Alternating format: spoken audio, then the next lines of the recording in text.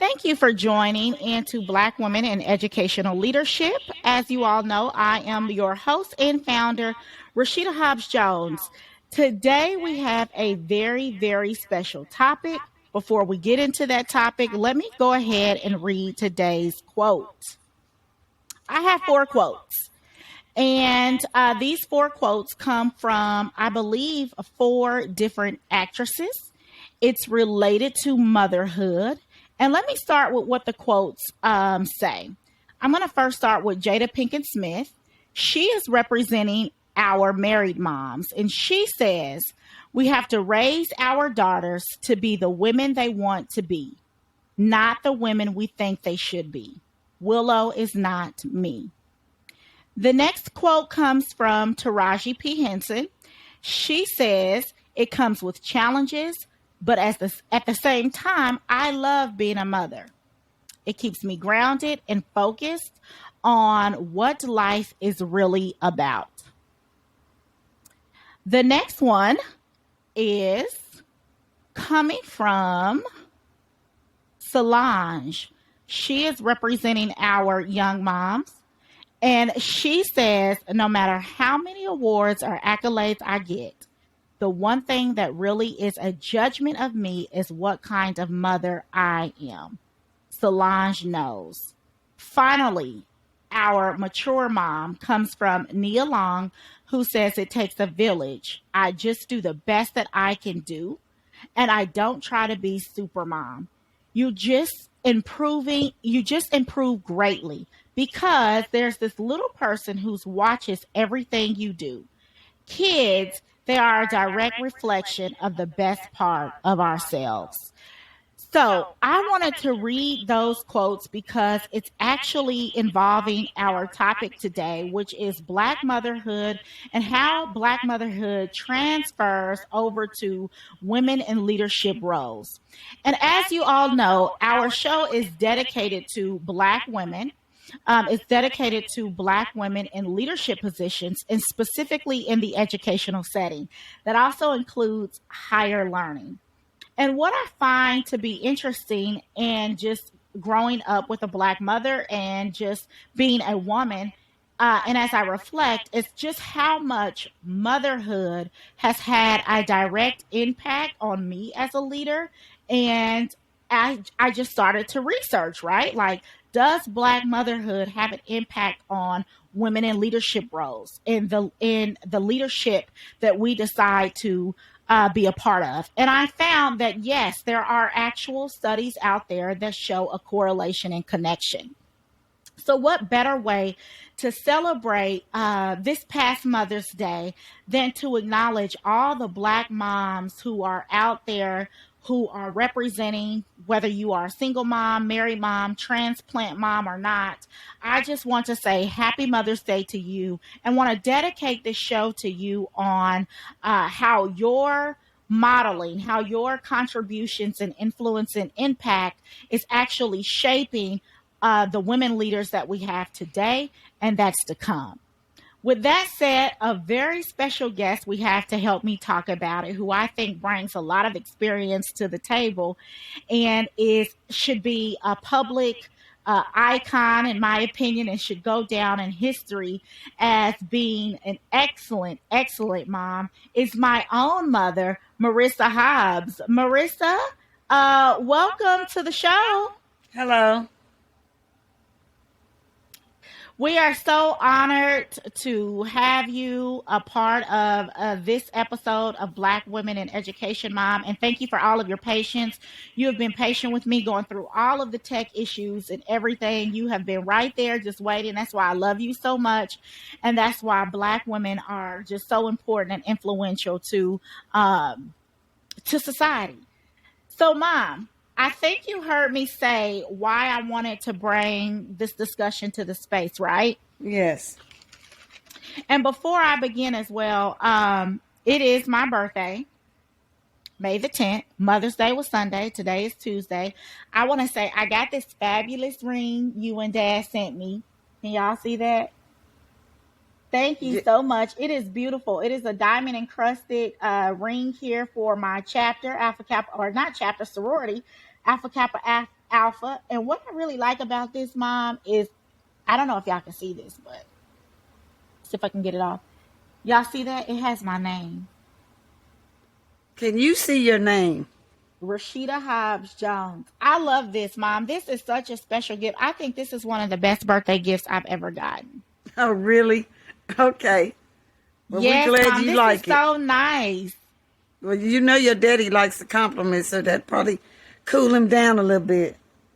Thank you so much, Mom, for you and Dad getting this. Dad is not invited to the space. I would thank him, but this is about Black women. This is not about them. They can keep their thoughts, opinions to themselves. I'll get with him on another note and thank him. So thank you and Dad, Mom. I really, really love my birthday gift. It's a very special 40th birthday gift. You're welcome, and your nails look good with it too. Thank you, Mommy. So one reason, Mom, I wanted to talk about this is because you have actually influenced my whole concept of Black women in educational leadership. Did you know that? No. Well, you have. The reason you have is because in addition to your sacrifices, there was something I picked up on growing up as a kid and a young woman. And I wanted to read to you what I wrote on my Facebook post and why this Black Women in Educational Leadership digital content space is dedicated to you. And this is what I wrote. I said, I dedicate this body of work to my mother, Mauresia Hobbs, as she was made and often forced to be silent as a child. My mother later found her voice. Her voice is her fight. And from her fight, she was able to raise three beautiful, resilient Black women, Naja Knight and Naisha Parker, while breaking many generational curses. Many Black women can probably relate to my mother's experience in being made to be silent by the entire world around you. Not anymore. I say no. We say no. And I'm just flat out tired.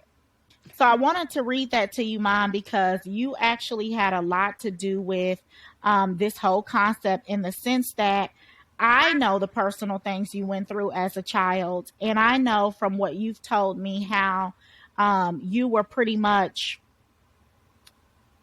told, and not so much just told, but it was definitely I guess subtly said to you, you just needed to be quiet, stay in a kid's place. And I think from that you really found your voice. You were very resilient even as a child, and nothing was going to quiet you, and it's a part of your fight.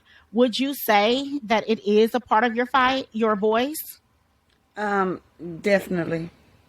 I think that Why sometimes so? that's your best weapon is your voice. Mm-hmm.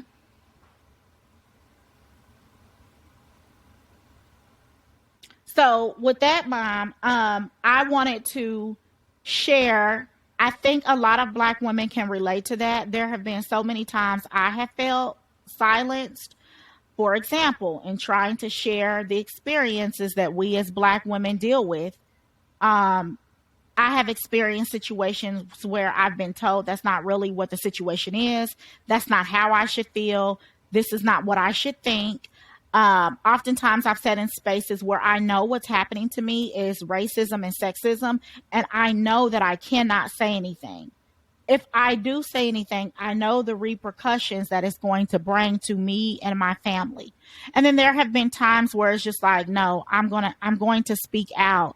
And I think a lot of other Black women can relate to that as well. Can you kind of think of a time or maybe share a testimony, maybe where you felt silenced? And it too happens even from our own, even from Black women, right?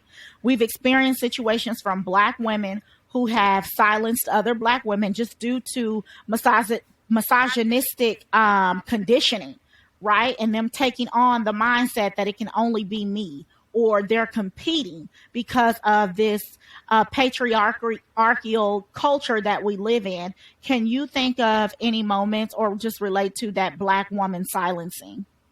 Well, I definitely can relate to the Black woman silence thing. I think that Black women, we've always taken a position that we're going to be silent when it fits us, not just to be silent. I think that as time has progressed, that women are more and more um, choosing when they're going to be quiet. And I think it's an irritant to society. I think it's an irritant to men. It could be an irritant to your spouse, your children. You just have to Mm-hmm. learn that your voice is there for a reason. And sometimes you need to stand in it and stand on it. Yep. And sometimes that's all you have is your voice.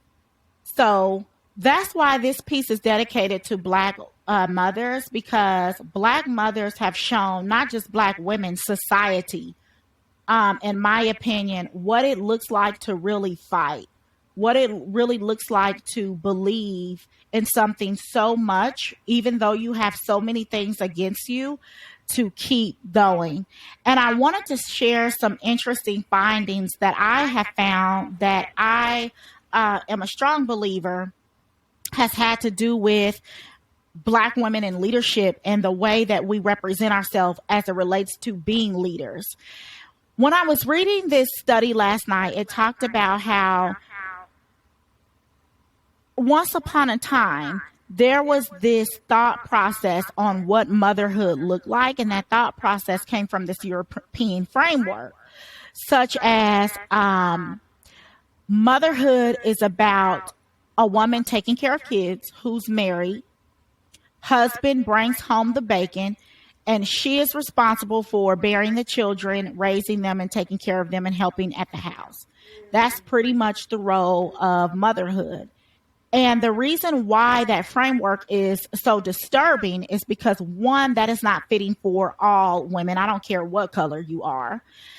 Two, that's coming from a European framework in the sense that we as Black women in marginalized communities, we have more to worry about than just bearing the children and taking care of the house. We are not often in that nuclear traditional space of where it's husband, wife raising kids. Oftentimes, Black women are transplant moms. It's auntie taking care of nieces and nephew. It's best friend that took over best friend's kids because maybe she died. It's grandmother taking care of the grandchildren. And I found that interesting too, how the study talked about more Black women, grandmothers, would be responsible for taking care of grandchildren than what white women experience. And in looking at this research and from my just personal experience with my mother and my grandmothers, I've noticed that you all seem to, or we all, Black women, Black moms, we make the best out of horrible situations. And we have not always been afforded the opportunity to wait for a man to have children, wait for marriage to have children, or count on the male being in the home. And that's not to say that Black men are absent. That's to say that we have a lot of societal barriers that impact Black men's interaction with children. I want to just kind of hear, Mom, your thoughts on any of those things that I mentioned. Well, my first thought is that women, we have been selected. We've been selected since we were freed, and probably before we were freed, to be the barters in our families. And that goes with that silent thing that we have learned that we had to be bartered. I mean, the white male that ran society, he preferred to deal with the woman, or he felt that he would be a little bit more fair maybe to a Black woman for whatever reasons. And that kind of put a barrier on Black men and family. So we've just been selected and we've just held it down. We just know how to get down through there. I think that's true too, Mom, because I think it's like you said, it goes back to, especially in times of slavery, when master was raping the Black woman in front of her husband or partner's face, like how emasculating that must have been for Black men to experience, watching their wives or significant other be raped in front of them. And Black women often took it We took it because we knew if I don't take it, he's going to kill you, or he's going to come for my children, or he's going to separate our families. And in some cases, it didn't matter. It would still happen. I think, too, from that, there was this, I would say, like a dysfunctional relationship on Master's part, in as far as how he viewed the black woman as somebody as strong, still black, still you have your place, still quote unquote the nigger, but at the same time, I'm starting to fall for you, like you, love you in like a twisted, sick way that still created that raping of black women, emasculating of black men, and putting black women in position to where we realized the power that we had, and that it came to saving our families and saving ourselves, and like the sacrifice that we encountered, whether it was voluntary or non-voluntary or involuntary, sorry, on, hey, this is what has to be done as a black woman. Yeah, I think that black women, we've learned to endure. And even when those horrible things were happening, being raped in front of our husbands, or just period, or knowing that we were primarily dominated and looked at as the white man's property and a black man's, or whatever. I think that a black woman, we've always had the art to be able to, even when those things happen, to make our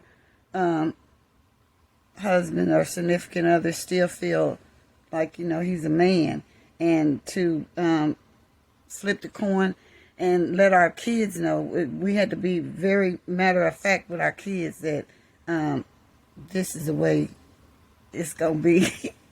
Just simple as that. This is the way it's going to be.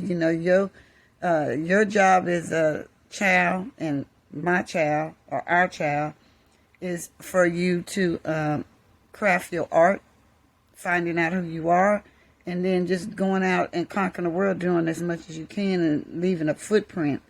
And I think that's what black women, the magic of us, mostly. Yeah, and I love, Mom, how you talked about enduring, because even in going through that with the white men, it's just like you said, things transferred over to even our own men, like being left out of the church, the black man or the black woman being beaten by our own men mistreated by our own men, because of, like you said, them trying to also find their space, and being so emasculated back in time. It was like, I finally have somebody to oppress, i.e. the black woman. Now I have somebody to beat up on and pick up on. And black women have taken the burden from not just some of our black men. This is not to say all black men are like this, but let's keep it real. We have taken the burden from our own, but we also experience it from every other ethnicity, race, and gender identifying human being on this planet. But with that, black women have this resilience to where we have made horrible, traumatic atrocities and situations into these positive things. And we have risen like a phoenix in all of it. Like, black women, we shouldn't be here. And in the study I was reading, it talked about how even when black women were single moms as teenagers, or single mothers, or mothers that did have a husband, because the experiences of a black woman was not the same experience as a white woman as it relates to mothering, there were still things from that we took and made the best out of, like I said, horrible situations. And we redefined what motherhood is about. So much so that we begin to influence and impact society. Because one thing that we understand is, as black women, we had to depend on, a lot of the time, each other to help raise the kids. We understood as black women that our children were facing not just racism, but sexism, something white women didn't even want to speak on. We understood that even in that, we had to get our kids focused and ready for what they were going to encounter in society. Is there anything you want to add on that, Mom? Well, I definitely think that that's going to always be one thing that we're always going to be uh, doing is preparing our kids for to try and always crack the mold that they're given to do better, be better. And I think that black women we make it look so effortless. And I think that the black women that really, really put something out there to be tried and tested. I think that those black women, I think they're the what you call ceiling breakers, and they're breaking the ceiling on motherhood, career opportunities, the way they love, the way they express their loves to their mates, to their kids, their friends, and I think that they women are embracing in your generation especially that look, if I ain't being hated on, maybe I ain't doing something right, because it don't matter if you hate on me or not. I'm gonna keep doing what I'm gonna do. I am who I am. I'm Rashida. I'm gonna be Rashida, and that's just the bottom line. And I think that's when I can smile the most, when I know that my daughters fight to be their authentic self, that they want to be heard, they want to be quiet, they want to be loved, they want to be embraced, and they lead by example. I think that my girls do a great job. Thank you, Mom. It just like that testimony too, and just hearing you speak, it aligns with black women using motherhood as inspiration um, to stay focused and to keep their kids focused. And using and saying, you know what, even though I'm dealing with all of this, like I have kids to raise. I also read how because we reshaped really what motherhood was about, other than us just bearing kids and waiting on husband to bring home a check. Because we know, Mama, if we wait for a man to bring home a check, or black women, we know this, we just gonna be waiting, right? We know that we have to get out here and grind because we are such an oppressed group in two different areas, just being women and racism, that we can't afford to sit and wait around. But to go back to the point, that shaped too the negative stereotypes that were created from master white men and women about black motherhood, such as the welfare queen, things like the mammy, things like the Jezebel, the hoochie. Look at this woman over here with all of these kids, when we know doggone well Lucy probably died from Master's hands. And so now I'm having to take care of her children and mine. That's where I go back to that community. When we know doggone well, because of the systemic oppressions, daughter may not be available to be here to take care of the kids. She probably died early on from health issues due to the health disparities that black women and black people often encounter. She might be incarcerated due to the high number of black men and women being incarcerated for the exact same crimes that white people do. I have to step in and take care of these children. It might be because of economic situations.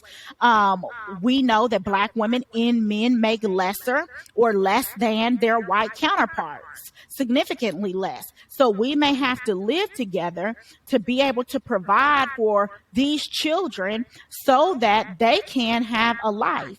And again, from that came these negative stereotypes that hoochie with all the kids, you're not married, and so that means that you're a Jezebel, you're loose. If you all have not heard of the whole Jezebel myth and stereotype, the welfare queen, because you are dependent on governmental assistance, just as many white people depend on governmental assistance. And we know more of them depend on governmental assistance because there are more white people, right?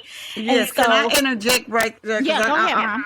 Yeah, those titles that the stereotypes that you were talking about, the welfare queen and all that. I think that each one of those titles represent something that somebody wanted. Like the welfare queen, they looked at it like, how can this woman that has such a low income, or in a low income bracket or whatever, and she's raising children, and she may be doing it on her own, or it may be a couple, but however it's being done, she's making it look or appear that it's better than it really is, and she wants her children to feel that way too. So I think all those titles, the hoochie mama, I think that's the sex appeal that black women, that's unique for us. Sometimes it's just not represented right, and that's not that's not all of us. I mean, we just very our bodies are created in a very unique, desirable like way, and I think that that's something that we don't get a lot of credit, but we get a lot of emulation about.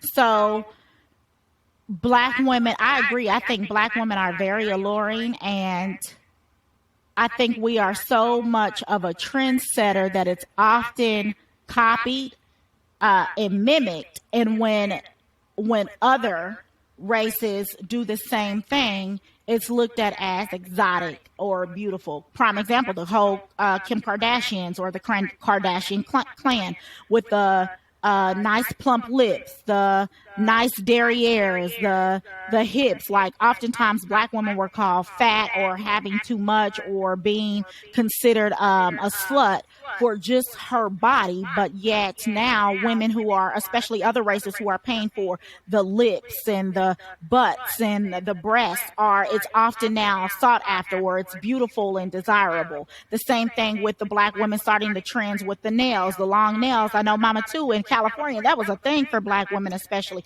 the long nails being very decorative. That was then considered ghetto. Now all of a sudden it's a trend and it's a style. Well, you see your Aunt Joy, she don't mind blazing them nails. And when I used to wear them and do them, I always liked it the more. I think that black people, just like the Moor nights, we just got that thing, and we just do it, with or without. Whether we have money or we don't have the money, we wanted to feel like that we're part of America because we did help build it. Absolutely. And that relates to one of the points that this research study, and I'll find it and I'll post it on the biography when I post the podcast, because I think it's interesting for people to read the study. It talked about, Mom, the conditioning that took place from these negative stereotypes, not only with people who don't look like us, but even within our own group. And I like how you said, Mom, these are things that were highly sought after. There was more like this envy, this jealousy, or how are they able to do it all, which was used against us as a weapon to say something is wrong with us and to bring us back to that stay in your place, you're not valuable position, to keep us in check and to keep us oppressed. So one of the things that the study talked about was even the notion behind, or the stereotype behind, absentee fathers or black male fathers, which we know isn't true, because it doesn't. Studies that look at black men being involved in their children's life, they don't look at co-parenting. They don't look at how actually many black men are involved in their kids' life and what they're doing. They're taking into account too just black women being single moms, because yes, historically black women have shown to be more single than our white counterparts, but that does not mean those dads that we have children with are not involved in our children's life. So these stereotypes create these negative messages, such as black men are absent from their children's life. And what that does is it influences some black men to believe the hype, to believe the stereotypes, and take on the notion, maybe with their own seeds, that I won't be a part of that anyway, because what I've been told is that's not what we do as black men anyway. So, hey, I'm not going to be involved in my kid's life. But that is not the case for all black men. No, it's not all the case, and I think that a lot of black people in general, men and women, they are now choosing to make sure that part that you mentioned is known with their kids, society, because it's no different if you say that a man that's locked up, that's doing time, um, and a man that chooses to have his job in another country, they all want to stay communicated with their family, their children. So that's been a co-parent to me. Like the way you reach out to your loved ones, and I think you and your sisters, you know how that feels. That and like Tupac said, sometimes loving on your mama or your daddy from a jail cell, but we still do it. We definitely do it. It makes me think about, I'm not going to say who shared this with me, but a person did share with me how just sitting at their school, a bunch of white women having the stereotype that, well, you know, more than half of black men are not involved in their kids' lives, and how she, as a black woman, felt like, where did you even get that from? Because almost every black man I know is involved with his kid. Like there is not that absentee father that you all have been told. It doesn't exist. And for me too, mom, like I'm trying to think of all the fathers that I know, the black fathers. I can only really think of one that is not just all the way involved with his daughter's life, but even with that, she still has access to him. Yes, I think that black people, we always have known how to make it fit, make it work, make it do what it do, or however you want to look at it, with the position that parenting is different. The black male being in the home, it looks different for everybody, or just a male, because the other races, they deal with the same things. They deal with incarceration. They deal with maybe one parent is located in another country or state, abandonment. They deal with the same thing, but it get figured out. The way that we figure it out as black people, I think sometimes is really unique, because they don't understand the language that only we know how to relate to each other. Like if your dad is in another country, or your dad is doing time, you still relate to him in the same way, and that's that you love him and you want him to know it, and you want him to show you that he loves you, even through long distance bars or whatever. I agree, mom. I think that black women, we make, like you said, we make it look so easy, that oftentimes our fight and our struggle is not of high value, because we make it look so doggone easy. But we know it's not easy at all. And mom, I just kind of want you to talk about some of the experiences and your thoughts personally on how, I want the world to understand just how you, as a black woman, you are the matriarch and you were our head. And we did have our dad there. But you were the head. Like, mom, you were the glue. You kept our family together. That wasn't from dad. I watched you as a child pour into your husband when he was ready to give up. I watched you literally save dad. I know for a fact, if you were not in dad's life, there would be no telling where my dad would be right now. If we're just going to keep it real. I know the fact that we can still say we are a unit of 5, myself, my 2 sisters, dad, and you, is because of you. Well, That's not to say that my dad didn't contribute. That's not to say that my dad did not have a monumental impact in my life. But if we're going to keep it real, and I know so many other Black males and females can relate, it has been our mothers and grandmothers and great aunties and great great grandparents mothers who really set the tone of like leading the families and getting the kids where they needed to be and providing us with what we needed. Well, that's the way that it's been systematically put in place. But I think that with me and your dad, I think that I've always showed more of the effort as far as in a compassionate way with my daughters. And I think that your father showed it in a way that was going to make you look at men not through the eyes of your mama, but the eyes of him. So I think that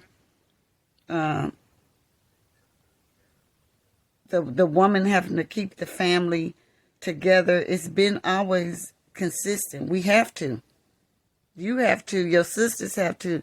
Your friends have to, if they want their family, and if you are the considered the head of you want to see your family thrive more than you want anything else.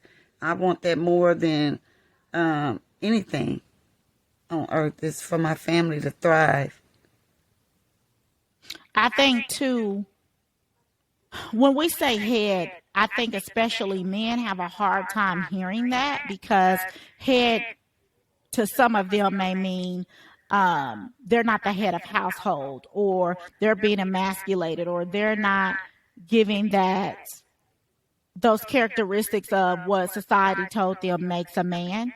And so oftentimes that puts us women in a very difficult place, knowing the work that we have to do, and knowing at the same time how we have to be mindful of not stepping on their feelings. And it shows up in the workplace too.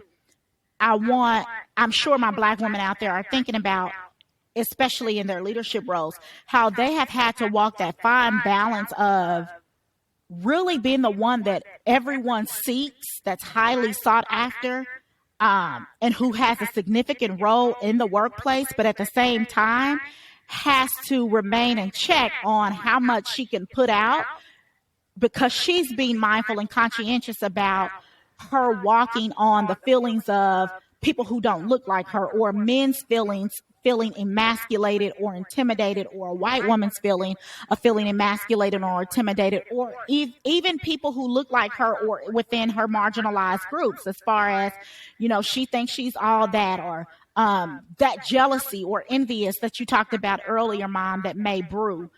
How did you, I'm wanting to know, walk that fine line of, or have you walked that fine line of knowing that you are the head, you are the one that it falls down on, unfortunately and fortunately in situations, yet you still have to position yourself to not, quote unquote, emasculate a man or intimidate people, not just men, intimidate people because of that role you hold, and knowing what you have to do to survive and to get children through it? Well, I think it's actually a skill. I think that you learn how to develop and craft your skill as you get older, or as certain experiences come up. I think that your daddy and me, we pour into each other. I think that our lives would totally be different without the other person. And it's been brutal. It's been loving.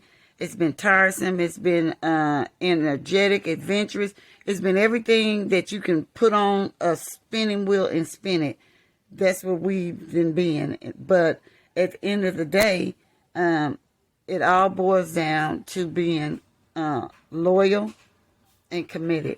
And it's a few other things too, but I think the best part of it is when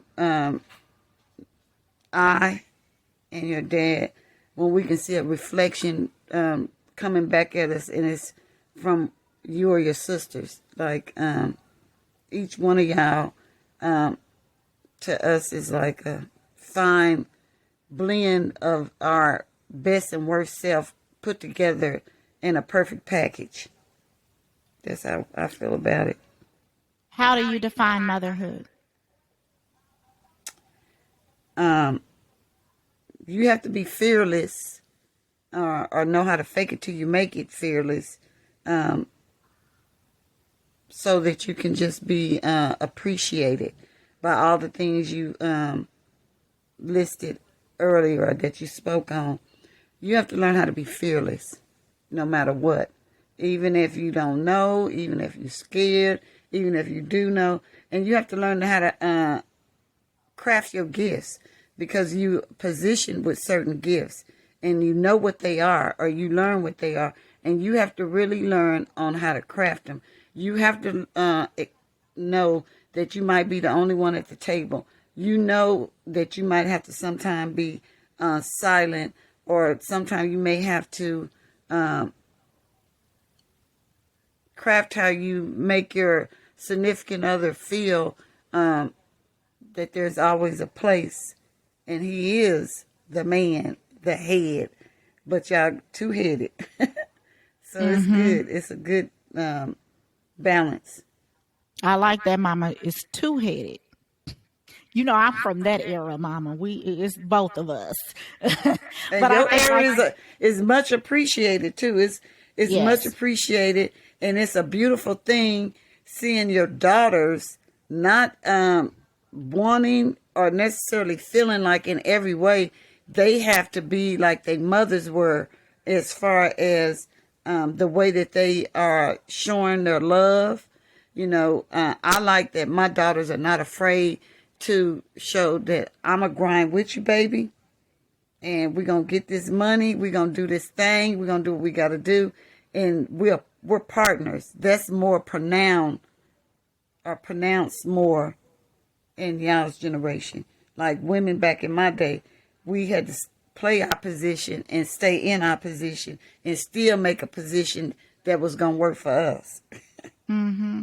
And so when you talk about that position, when you say you have to be fearless, is that what you're meaning?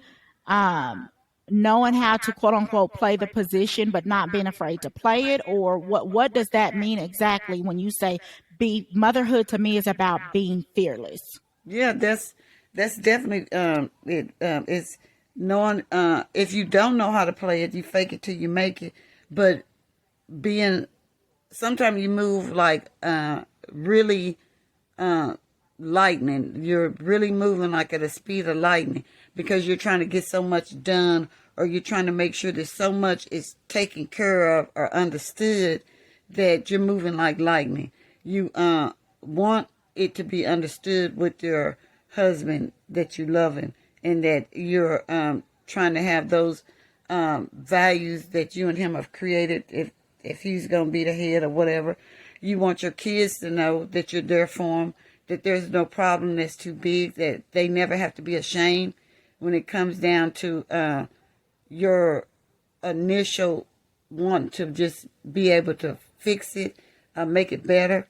Um, when you go to your job, knowing that you walk in every day with a strength that's, it may be invisible, but to me, it's always known that it's there, and that's why that they react the way that they react. Because I think that black women, when they created the term awoke, they look, black women now, they really are awoke. They are not afraid to let you know that this is fire and you don't want to stick your hand in it. Mm-hmm. And I Mm-hmm. like that. I think it's like you said too, Mom, because your era, y'all's women did have to play a very strategic positioning.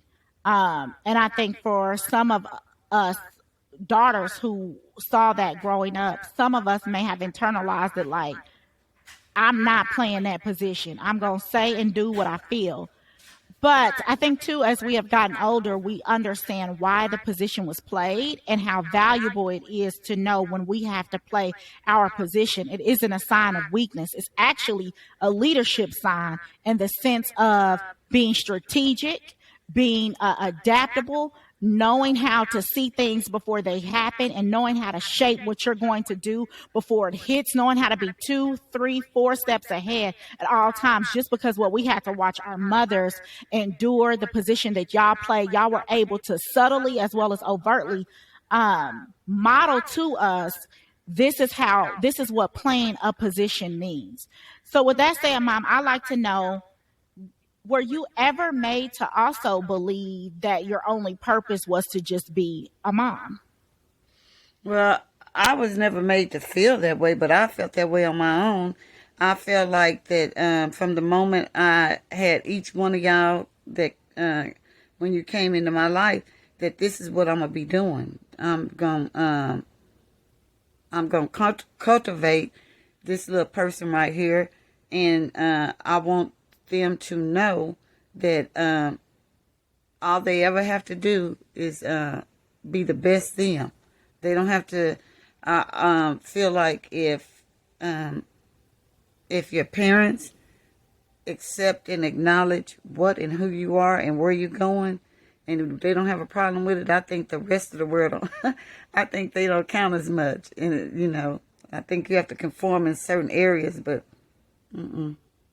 That's an interesting perspective because um I look at it like when that question is asked, did society ever make you feel like as a woman that's all your role is? But just listening to you, I heard you say, no one ever made me feel like that. That's something I gave to myself, that when I had these kids, they were now my purpose. And so that takes it, Mom, from that negative connotation of the world told me this is all my value is as a woman, to you flipped it actually to actually this is where my strength lies.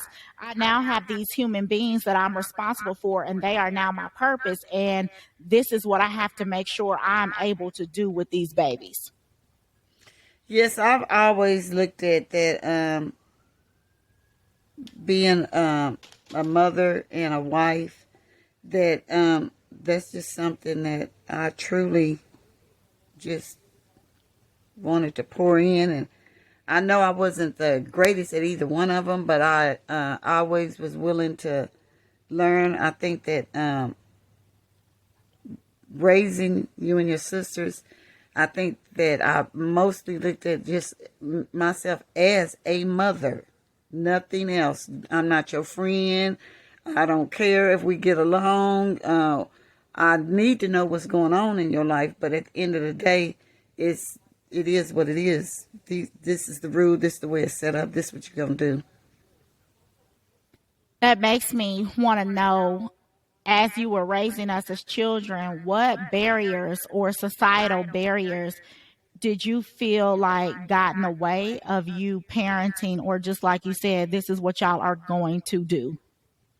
Well, I think definitely being a black woman, um, having fluctuating income, living different lifestyles, um, maybe moment to moment, definitely was something that I knew that I had to always make sure that I tried to maintain it on the flip side, whether it was up or down. It got to be maintained when it's going down. Mama ain't trying to talk all slang, but that's just the way it Mm-hmm. is. I get it. Be your regular self, Mom. I understand exactly what you mean, and I think our listeners understand as well.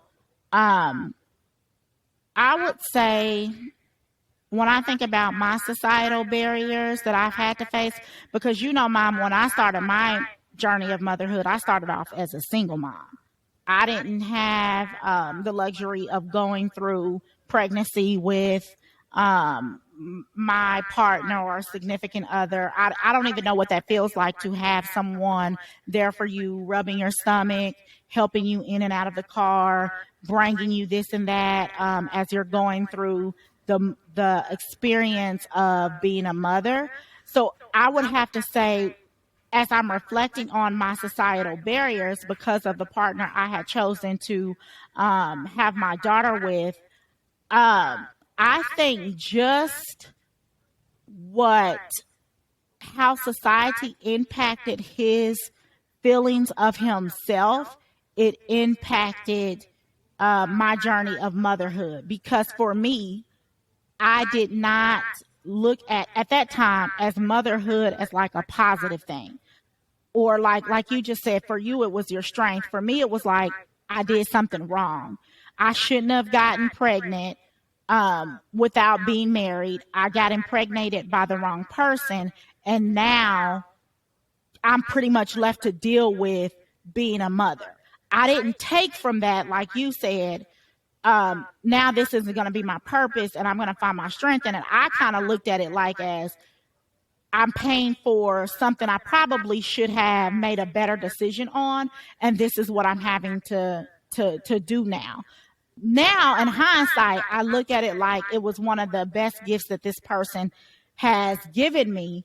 But during that time, the societal barriers that I faced was, like I said, because this person believed certain things about his manhood and what he was supposed to be and supposed to do, it impacted parenting or fatherhood not being a focus for him, thus impacting him being there for myself and his daughter going through the journey of motherhood. Well, Rashida, I say that God is good because you and her, y'all have someone and y'all learned to lean on each other. Y'all have someone else that y'all can lean on that's been very significant to the growth of you and her. And I also say that you handled it the same way I did, with purpose. My cookie, her mama handles her with a purpose, with a place in this world that is already set up for her. All she have to do is walk through it.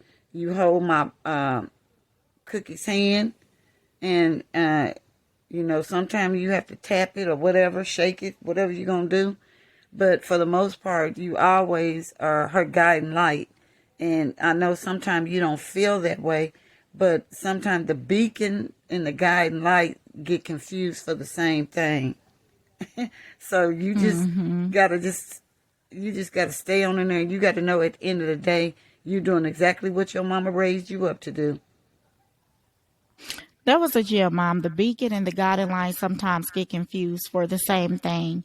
So, with that said, Mom, did you have any goals um, as we were children and raising us? Like, did you consciously think about this is what I need my children to do? Was it about this is what I need my kids to be?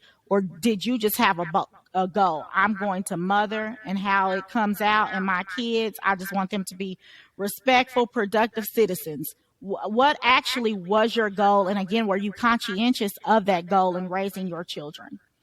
Well, I think that I was very conscientious about it because I felt like that my daughters deserved better than the generations that came before them.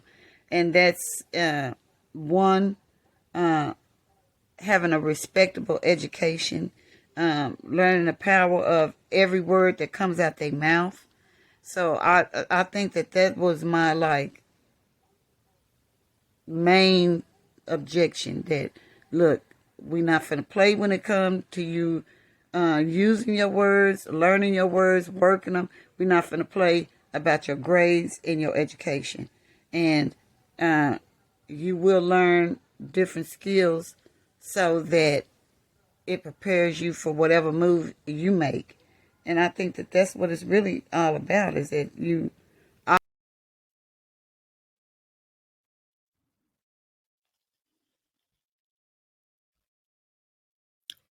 Mom, your camera went off and your volume went off. Okay, Mom just went out, so we will wait for her to come back in. And I was going to, one of the things that I was going to ask my mom as she was speaking there was, let me just send her a quick text to come in. Mom, come back in.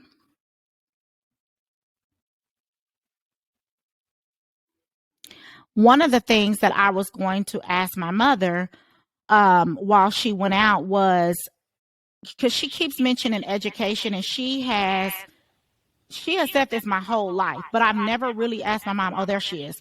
I never really asked my mom, why was education so important to her? Like, why did she want to instill that so much in us? Mom, now that you're back, can you hear me, Mom? Mm-hmm. Yes, I can. Why was that like an important area for you? Well, I knew that it was going to be something that none of the women before me really had was a formal education, and I knew that it Mm-hmm. was going to be a tool for you and your sisters to be able to use to cut out a different life than just what you were surrounded with growing up, the environment that you saw just growing up. I wanted my kids to do just what they're doing, get out in the world and check it out, figure it out, do things, make things happen legally. I wanted to know, Mom, too, from you. I want you to share, like, what put it in you to put it in us. And I'm asking that question because from what you shared with me with your childhood, there were a lot of things that you were not given. And I'm just wanting to know, where did you get it from to say, this is what I'm going to give my children? And for y'all that are listening, I want y'all to know something about my mom. She was very overprotective. Well, I don't even consider it overprotective because now It that I'm was then, older, and you did then. I did then. But so when I say that to all the listeners, we could not spend a night over anybody's house. Now, from time to time, my mom would let us spend a night over my aunt's, but other than that, she didn't do no spend the night. My mom did not play. She knew where we were at all times. I mean, all times. And let her find out you were lying. Right? And we didn't have all the social media and stuff like that. But some kind of way she had an intuition where she knew somebody's lying and running game. well, My mother, go well, ahead, Mom. I didn't find out my GPS through y'all own confessions was off sometime. So sometime y'all did get away with it. Two, my mom, she did not play. Like when it came to grades, let me tell you, I would probably say my sisters and I, we probably all knew how to read by three at least because my mom just did not play. She did not play. We had curfews. She did not play all of that dating and just having boyfriends. Like we had, even I snuck a boyfriend, I snuck a couple, but it was not acceptable for her. Like there was a certain time and place that you were going to have a boyfriend, like sex, all of that. And my mom was never closed off about sex. She always talked to us about sex, but sex was not allowed. She was very open about sex and the process and all that it entails. And it just, like I said, it makes me reflect. My mom, she did not joke and play around. And I just want to know where, Mom, you got it from, because a lot of the things that you have given us, many of those things were not given to you as a child, or I could be wrong. Maybe they were. Can you kind of speak to that? Well, they were given to me. My mom, my compassion comes from my mom, but the disciplinary part of me would probably have came from my stepfather and my dad. And sometimes I thought that I was too much of a disciplinary.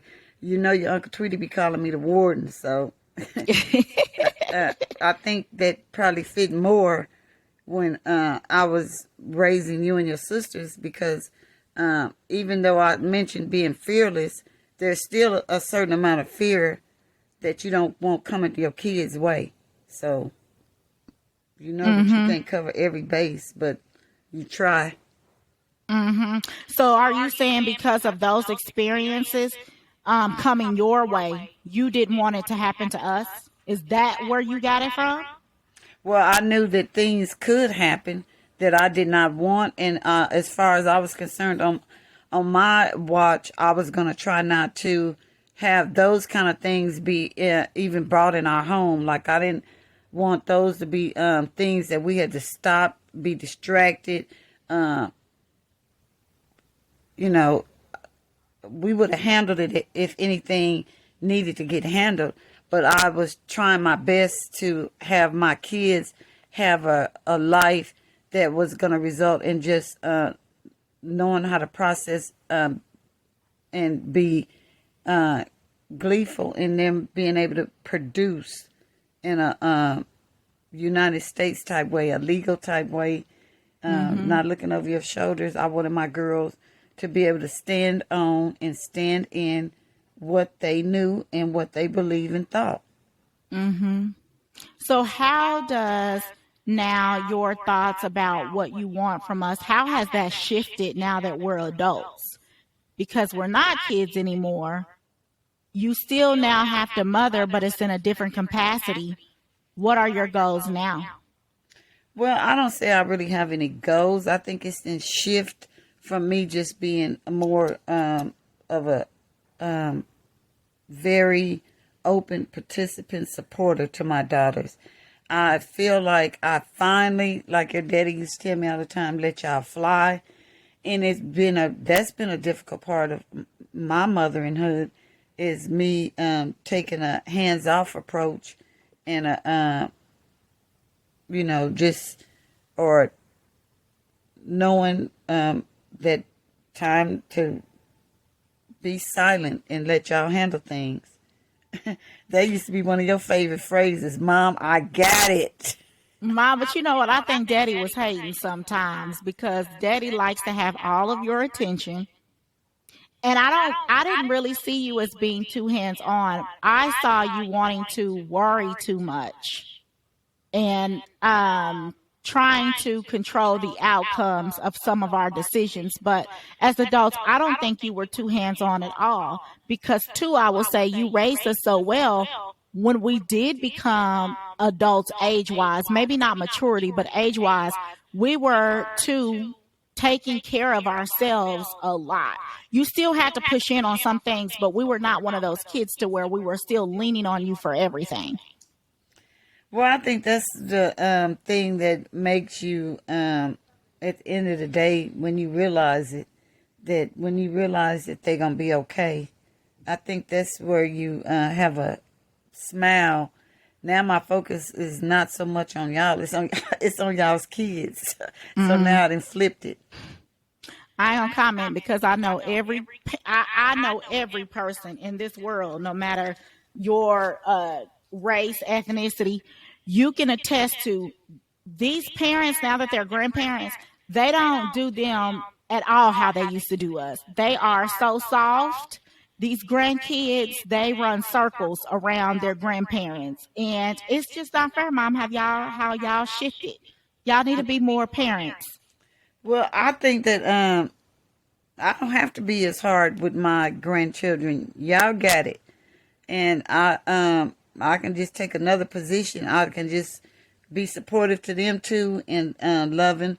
And they really make me smile. They make me light up. So my grandkids is like my everyday gifts. You and your sisters ain't bad, but my grandbabies they give me a different kind of joy. So, Mom, how do you think the experiences of Black motherhood shapes Black women leaders? Well, today is one of the times where Black women are really like announcing that you get what you get. And if you don't pour into me, I have stopped my pouring process as well, and you get nothing. I think that's where the Black woman is if she wants to see things being produced that are relevant to her sustainability with her family, herself, her peace of mind, and her rights as a United States citizen. Mm-hmm. Now, Mom, you said that. I agree. I think Black women, we are at a place where we know we deserve healing. We deserve respect. We deserve to be valued. And we deserve to get our money. We deserve to be in leadership roles. And it's just like you said, if you're not going to give it to me, I'm going to get it from somewhere else. It may be today, tomorrow, 2 years from now. Do know that I'm going to move on and I will find it from somewhere else. Well, I think that's the best part that Black women can give themselves. That self-care right there, letting it be known, knowing their worth, because Black women now, they, if they don't know their worth, they faking it till they make it. They are letting it be known in a lot of cases and circumstances that I know my worth. And that's what I'm going to stand on. Now, I might not come at you full speed because you might not be worth it, but I'm going to do what I got to do, and I know that this too shall pass. I think that's true for all of the Black women who are listening, all of the listeners and viewers who are listening, because remember, I said this is a space for Black women, but you can still learn if you so choose to. Black women, my mom said something very important. She said, Black women, we know our value. We do. We are not coming into leadership positions unprepared. We are not coming into these positions still needing more development. We are already ready. We've been ready. We've had to wait longer amounts of time to even get into the roles, which gave us plenty of practice. We're coming out ahead with the most graduate degrees. Many of us are fully college educated. Black women have already been prepared. We're having to wait longer to get promoted. As I said, oftentimes we are in situations that allow us to be there longer than other ethnic groups or, our white counterparts. So the grooming and you still needing to feel that we need to develop, those days are over.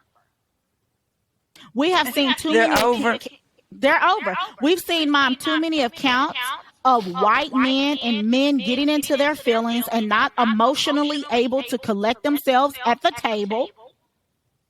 So to demand for us to be emotionally collected, when the first sign of trouble we have witnessed far too many times, men throwing a fit, white men being upset, offended, we're ready. We come in calm and collected because society taught us that when we were 3. We're talking about. Go ahead, Mom. I think that Black women, they have another title put up on them that I feel is definitely not fair, and it's not accurate either. And that's that we have attitude problems and anger issues. I don't think that that's true. I think that we've been misrepresented by people we didn't even ask to represent us in the first place. We are opinionated like a lot of other ethnic groups, white race. We're opinionated, some of us. We believe what we believe. We have fight in us, like you said. Yes, I agree. It goes back to that envy that you said, that those messages that we talked about that have been spewed in society, that Black women are the welfare queens, the angry Black woman who has an attitude, who's a Jezebel. And oftentimes those biases are ingrained in people of power, and they take those attitudes with them in the workforce. And they have these ideologies on a Black woman, and they make their decisions based on those ideologies as opposed to the Black woman in front of them. There's something I think that's going to always be something that Black women are going to have to not overcome, because I think that they've already done that. But I think that they always have to be calculating on how they're going to proceed, um, because men, they can be fragile, um, with no disrespect, and white men, them being fragile toward a black woman, that's not an equal. I mean, that's not a. I don't even think it's even in the math equations. Mm-hmm. Mm-hmm. I agree. Black women are prepared. We know how to multitask. We've been multitasking kids, husbands, work, racism, sexism, every other type of ism. We come in prepared. We know how to culturally relate to other cultures. We're taught to. We have to code switch. We live in two dimensions. We But live in I the think it's dimension not. of, I think it's not just the white man or them just being feeling like they have a sense of inferior to us. I think it's white women too and other mm-hmm, groups. They mm-hmm, feel like that what they say is an attitude problem when it might just be confidence or just knowing that I belong here and that's the bottom yes. line. I think that I think they like to misrepresent us, but I think that black women, we have to fight in a different way. Mm-hmm.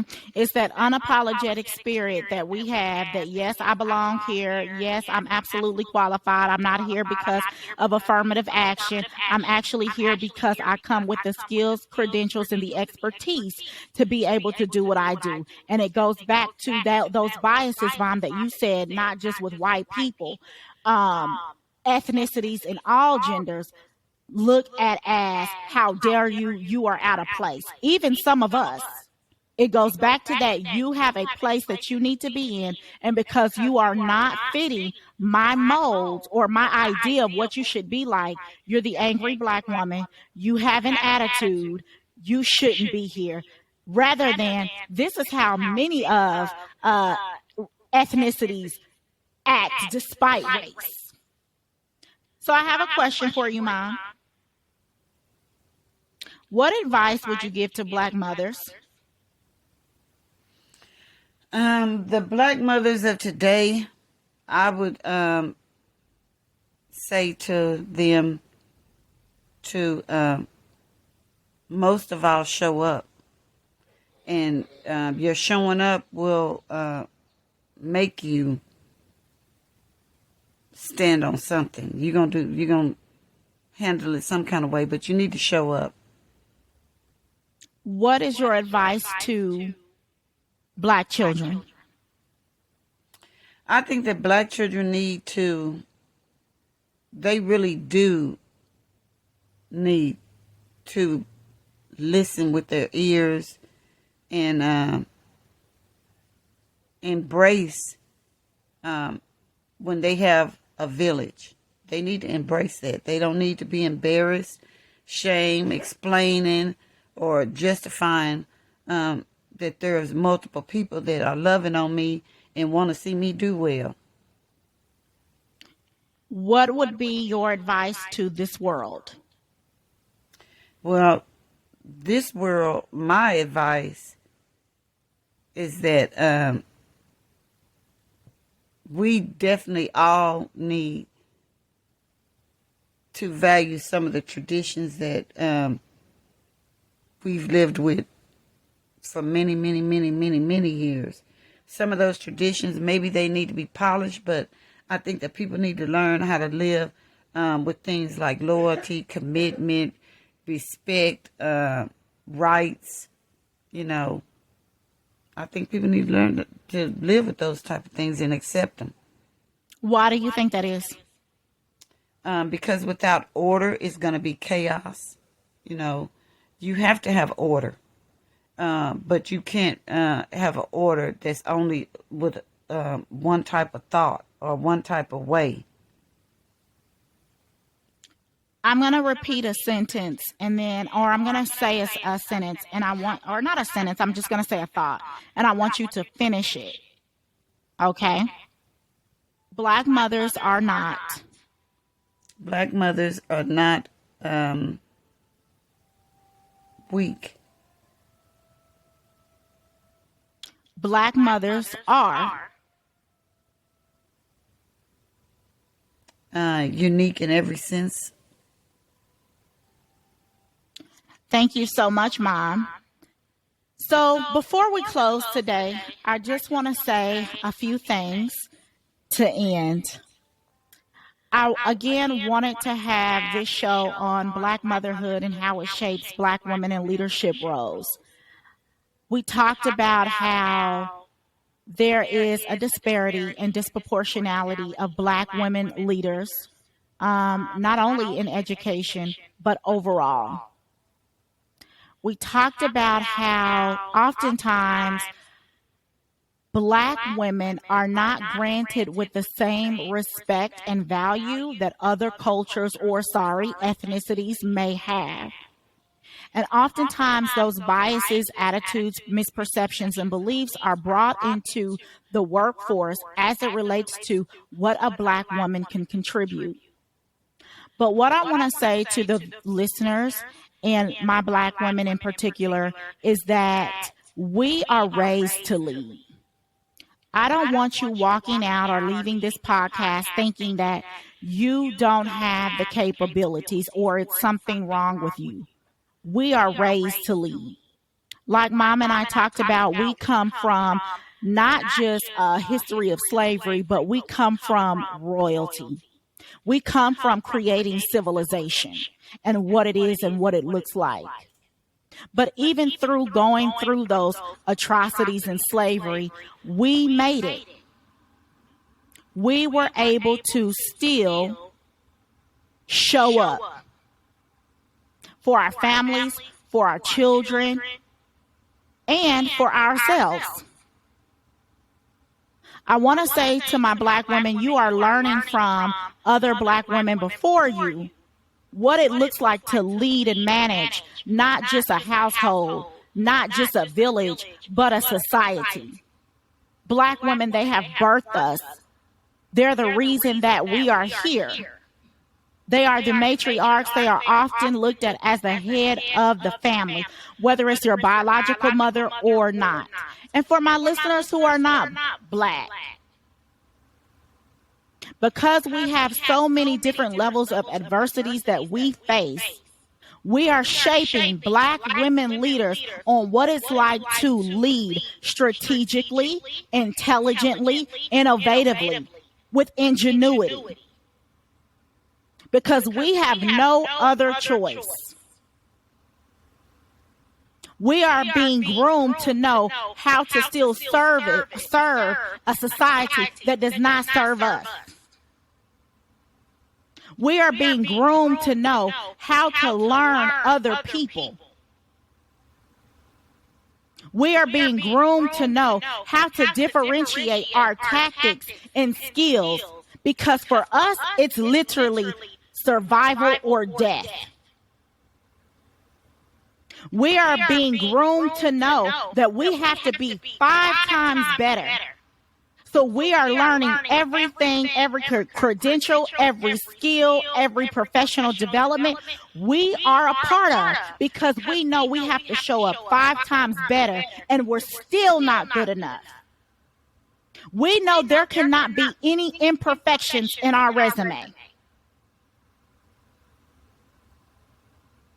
We have learned how to handle and manage people from a variety of cultures, demographics, and settings. We know when to speak and when to sit back. We know what it takes to close a deal, because we have often had to learn who's in front of us to protect ourselves. So if we don't know that, we could potentially be putting ourselves in danger. So Black women, we come ready. We have learned from the best. Our mothers, they have shown us through their sacrifice, through their fight, through their trials and tribulations, still being able to find joy. So I'm going to need people in our society who have the power to put Black women in leadership roles, for you to do that, for you to advocate, for you, like my mother said, to be fearless. And for Black women, I want you to show up, because just like my mother said, being a mom, it's purposeful. You are teaching the next generation empowerment. You are teaching the next generation leadership. You are teaching the next generation compassion. You are teaching the next generation, just like my mother said, how to be able to be change agents, ceiling breakers in a legal way. So show up. I want to thank everyone who tuned in today's episode and show. I really want to thank you, Mom, also for dealing with all my technical issues. We were supposed to be finished actually by 12:30. So the fact that you stayed on the whole time, I appreciate you looking like a goddess. You just look like a goddess just lying there. I just want to give you your credit and tell you how much I love you, Mom. Well, you're the true goddess, and happy birthday. I love you.